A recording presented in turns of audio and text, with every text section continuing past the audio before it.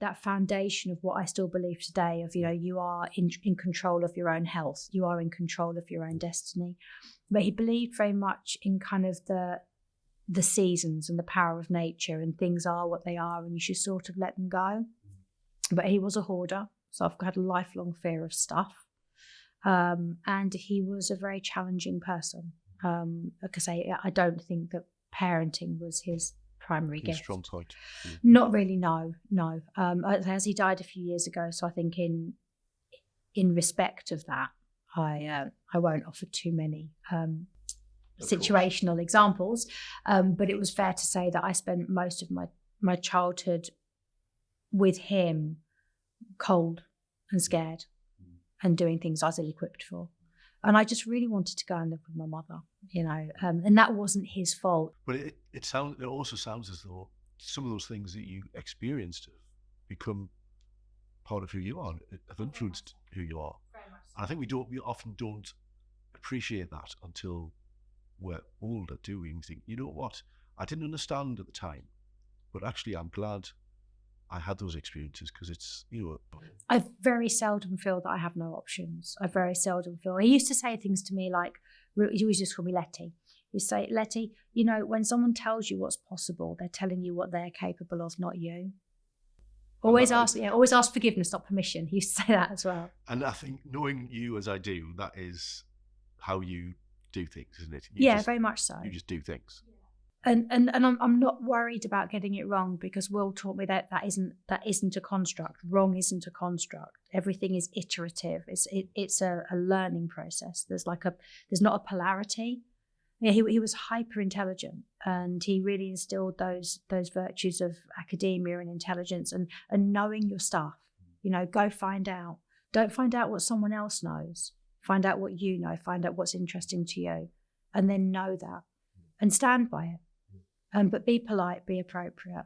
But I remember when I was in my 20s, I took up smoking, and my father was not pleased. He was much more angry that I'd taken up smoking than that I got married to someone who was completely inappropriate at 18. So it sounds like you did instill in you some really good beliefs and approaches to life. He did. Yeah, a few more clean clothes and sensible dinners would have helped. A bit more heating in the house.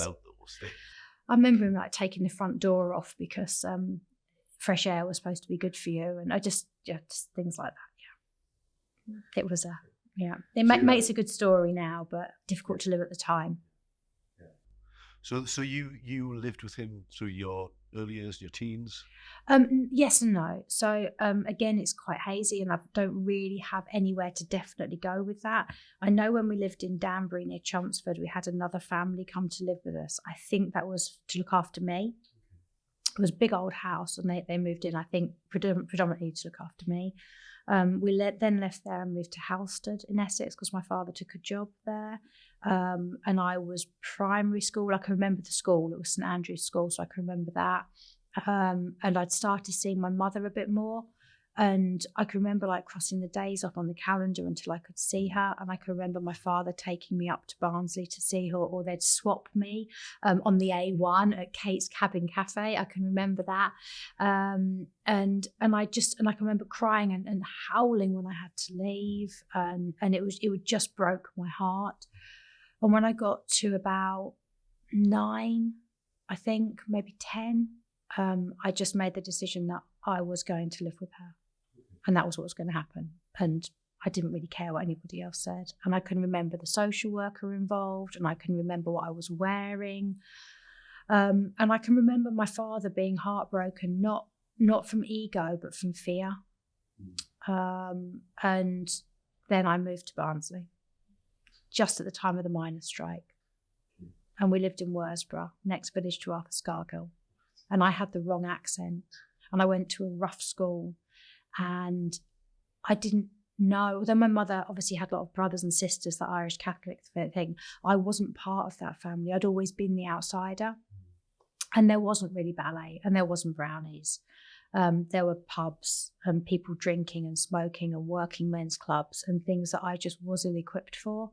And I knew pretty much from the beginning I'd made an awful mistake, even being that young, just an awful mistake. And I knew there probably wasn't any way back from it as well.